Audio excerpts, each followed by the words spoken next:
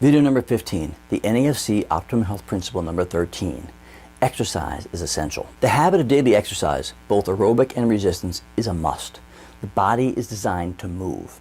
Every organism on the planet had to work hard to survive. That entailed hunting and foraging for food, avoiding predators, building shelters, fighting the elements, etc. All of these activities required a pretty significant amount of movement and energy expenditure. It stands to reason that we function best when we keep our bodies moving. Unlike machines that tend to wear out, regular appropriate movement has been shown to help support optimum tissue repair and maintenance.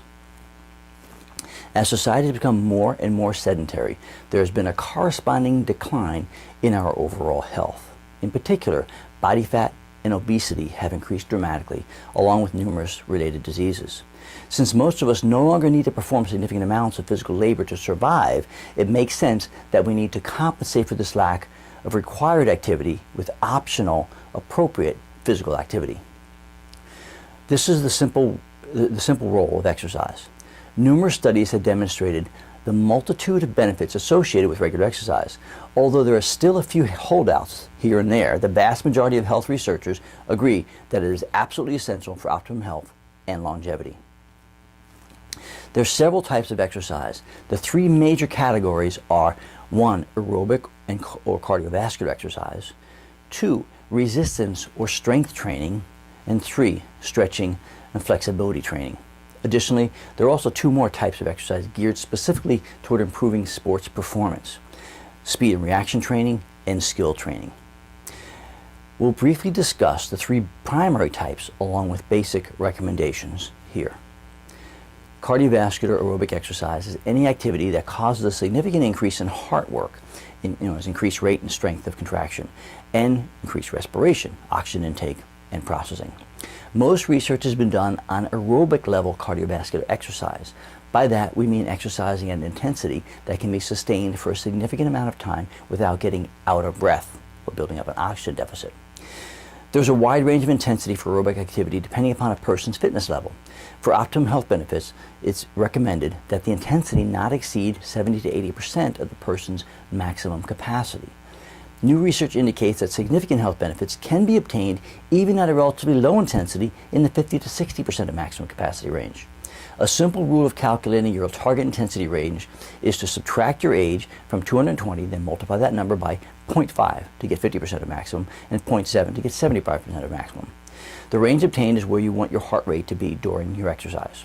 Another simple rule of thumb is to not exceed an intensity level that allows you to carry on a conversation with your training buddy. Shoot for a minimum of 20 to 30 minutes of low to moderate intensity cardiovascular or aerobic exercise each and every day. Start low and slowly increase to this level and beyond. There's also a major school of thought, which I subscribe to, that supports the idea of doing a much higher intensity interval training to produce even better cardiovascular training effects. I strongly suggest looking into this type of training once you achieve a moderate level of fitness. Now, strength or resistance training involves using weights, machines, or your body weight to perform exercises that significantly fatigue muscles to the point of momentary failure in a relatively short period of time, usually 8 to 15 repetitions of a given movement. This stimulates the muscle to grow stronger over time. This type of exercise is essential to maintain one's lean body mass or muscle mass. We recommend a balanced, appropriate strength or resistance training program to be performed a minimum of 2 to 3 times per week. Stretching or flexibility training is important to maintain the full range of motion of one's body and joints. Most people would greatly benefit from adding this type of training to their daily or weekly exercise regimen. As little as 10 to 15 minutes per day can really make a big difference. Finding a good yoga book, video, or class is a great way to get started with flexibility training. For any of these types of exercise, it's highly recommended that you seek out and obtain good coaching to get you started with the right form and technique. It can be very difficult to go back and correct bad habits once they're formed. So remember, exercise is essential.